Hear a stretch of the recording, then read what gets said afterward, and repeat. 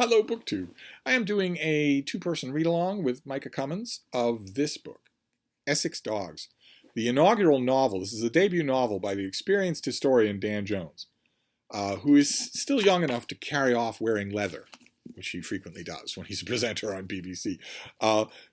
This is his first foray into fiction. He has been writing history, and here he gives us the first book in a trilogy set in the very early days of the 100 Years' War.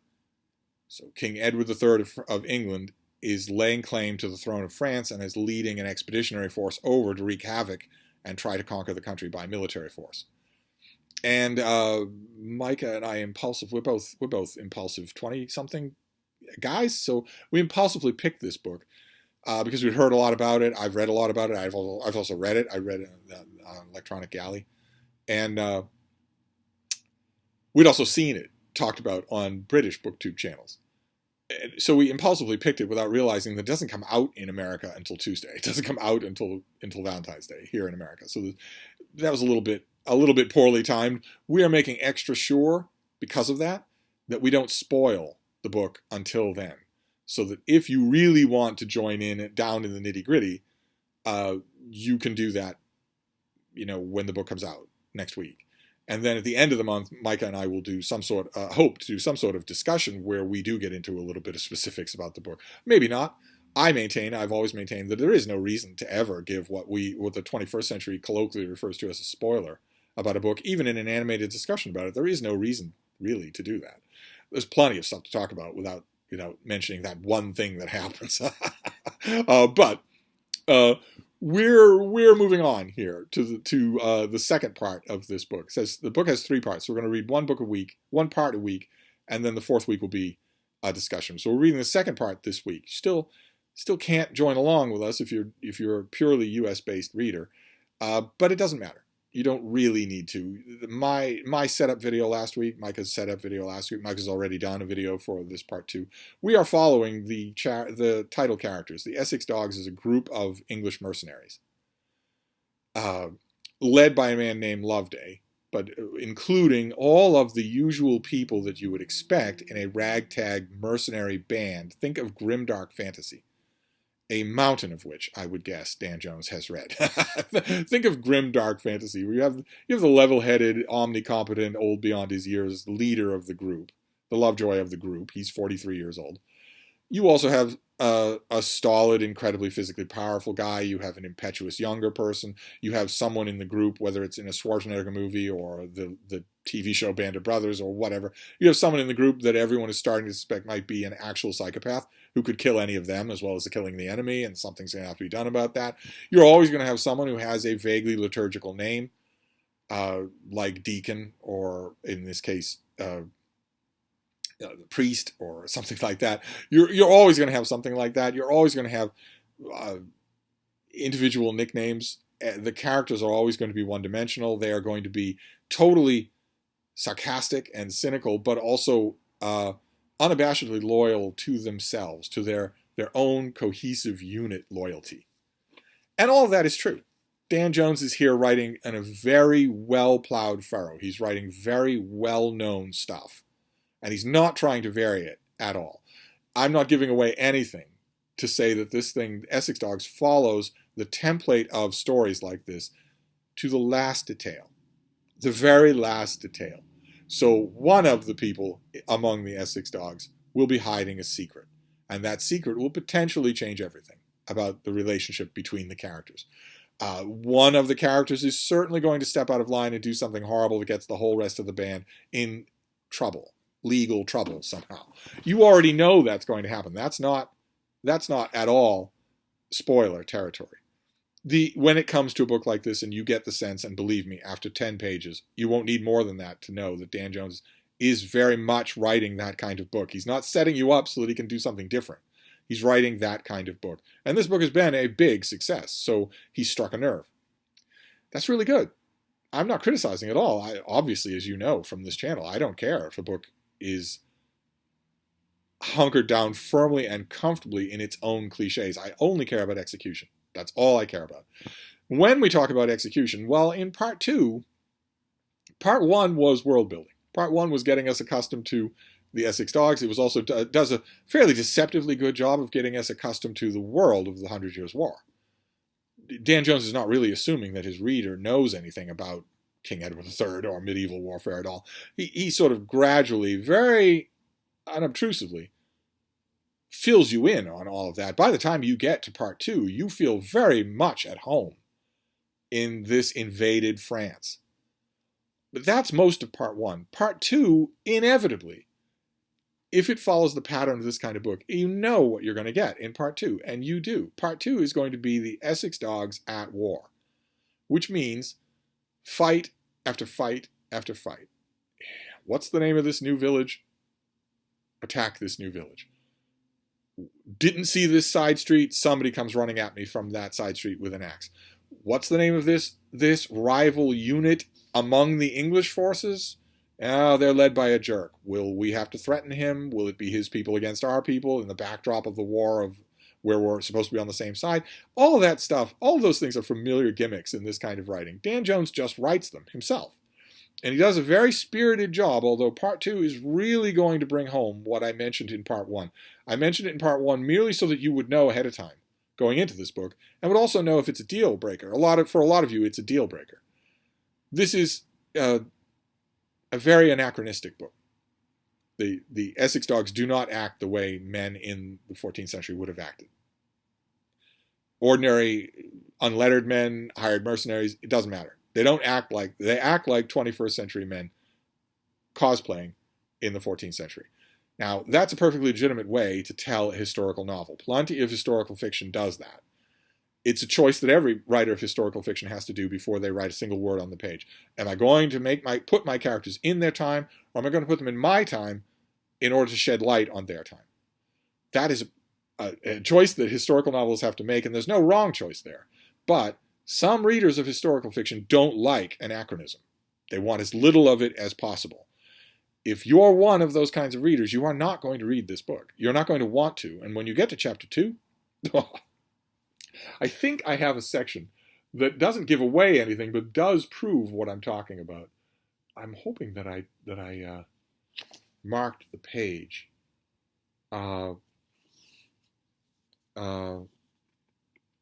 Did I see here? Let's see.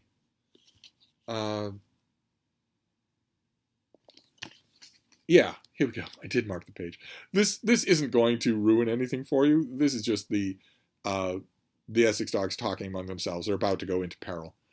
And their priest-like figure is called Father. They call him Father. He's not a priest anymore, and he has problems, a lot of problems. He is the member that looks like he might be verging on psychopathy. And in this part of the book, it is revealed that he has another secret, a deeper secret than that he shares with another Essex dog, and that has a wonderfully dramatic, incredibly gory scene. This is an amazingly gory book. There's a scene in here where those two characters, confronted by the secret that they share and that they are keeping from the rest of the Essex dogs, have to deal with, and they deal with it in a very violent way. But this is just a little scene. It's just a toss-off thing, and it illustrates what I'm talking about. Let's see here. This is Loveday talking to his men. Archers, keep your eyes on the tops of the walls at all times. Watch for torchlight. He motions to the Welshman, 2 fingers to his eyes, 2 to the ramparts. Darius understood, whispered to Linton, the rest of you, keep your eyes out for patrols. Unless anyone wants to swim the river, we can only go round the walls one way. So we stick together, and if there's trouble, we fight together. Got it? Father cleared his throat. Christ bless and keep us, he croaked, his voice thick, and St. Michael strengthen our arms against the wiles of the devil. What? Said another Essex dog. His name is Pissmeyer, but it doesn't matter. What? He says. Father just shrugged and spat on the ground again. A fucking men, said the Scot. Okay, I'm reading the text, or I would have changed the text. But that gives you a perfect indication of what you're talking about. The men would have hated anyone who said that. No one would have said that. That is pure World War II Band of Brothers. That is purely anachronistic. And you just have to be ready for that. That's what Dan Jones does in the course of this book. You just have to be ready for it. Another thing that happens in this part of what we're reading that I really, really noticed, I mean, the pattern is not new. the Essex dogs have to do one thing after another, including a MacGuffin. At some point in this grimdark kind of band of brothers fiction, there's going to have to be a mission impossible. At some point, there is. It's almost certainly not going to be the plot of the book. This is, after all, set in the 100 Years' War, which was a real war. It didn't have, Mario Brothers extra levels, video game type stuff like that. But you're going to have to, Dan Jones is going to do what he wants to do in this book, and it's clear that he does. He has enough imagination to write something different than this. This is a choice on his part. You have to respect that. And I think it's tremendously enjoyable once you acknowledge that. But at one point, he gives the Essex dogs a MacGuffin impossible mission involving the retrieval of 3 decapitated heads. They go on a mission to do that. And it's enjoyable. You can see it coming a mile off. You know how it's going to work a mile off. This is very, believe it or not, despite all the mutilation and blood and horrible gore and F-bombs on every page, this is a kind of comfort reading. But speaking of F-bombs, another thing that happens in this part of the book that I really noticed and actually found myself really enjoying more now than the first time is there's a secondary character. He is a minor nobleman. He is the technical leader of the large group under which the Essex dogs are fighting. And he's got an incredibly foul mouth, and he is increasingly endearing as the book goes on. He could not care less about our heroes and does not want to hear any of their guff. He doesn't want any guff from anybody, from anybody involved, the people that are higher up on him on the chain of command, and also especially these gruff nobodies, these mercenaries. And I have to admit, as this part went on, he became more and more enjoyable for me. That one particular nobleman became more and more enjoyable for me. He's intensely predictable, but I was looking forward to scenes when I knew that he was going to be in it, even though I knew exactly what he was going to do. The only thing that I would quibble with for this part of the chapter, aside from anachronisms, the men are purely anachronistic. All the characters are. They don't act or care or value any of the things that they would have. And Dan Jones knows what they would have valued and what they would have prioritized. He knows what they would have sounded like. He knows that. He's researched this period. He's intentionally not giving you that because it would seem weird. Like I said, that's a choice you have to make when you're a historical novelist. Maybe your readers want weird. You're not getting it here. You're getting the guys from the TV series Band of Brothers, which, by the way, you really should watch. You're getting those guys in chainmail. Okay, just so you know. But one other thing that happens egregiously in this part of the book that I really wanted to argue with is also unfortunately happening in another read-along that I'm doing this month with Barbara Tuchman's A Distant Mirror, and that is the serial villainization of the Black Prince, Edward III's son, who was pretty much the star of this part of the 100 Years' War. He is worse than a fop. In Dan Jones's view, he's not the villain of the book, but he's pretty bad. Completely clueless, completely feckless, completely oblivious to the people around him, to the urgency, to anything. It's a total character assassination throughout this part of the book. And I've read a lot about the Black Prince, and granted, a lot of what we read about the Black Prince is mythology. He has been folklorized. He was in his own day. But I don't think you can derive this version, this incredible fop, from anything in the historical record. So I don't know. It's fun to read. I admit it's fun to read. I just wish he weren't Dan Jones's whipping boy. It makes me wonder. When I was reading those sections, I automatically thought about young Dan Jones, a teenager, a wanker, who maybe went to a public school and there was the son of an aristocrat who was there, and maybe he's taking out his anger on that character. Certainly that aspect becomes more pronounced in the next part of the book. But I don't know how many, I don't think many of you who are reading Essex Dogs are going to be long-standing prior fans of the Black Prince. So, to me, the hardest thing to swallow here was the cynicism. On all levels. It's a clueless kind of oblivion on the part of the upper echelon. Oh, won't this be fun? Oh, isn't this a parade? And it's just trudging in the mud. I need my 40 shillings from the lower end. And I guess there's a case that you could make for that, but it's entirely possible that Edward III actually did believe that he was the King of France. It's entirely possible that for him, this was at least partially ideological.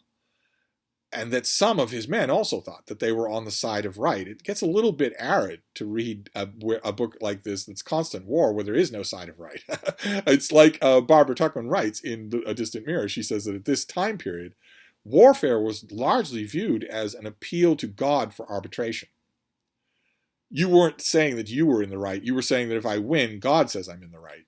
And that involves a certain amount of intangibles that definitely aren't in this book. There are no intangibles in this book at all.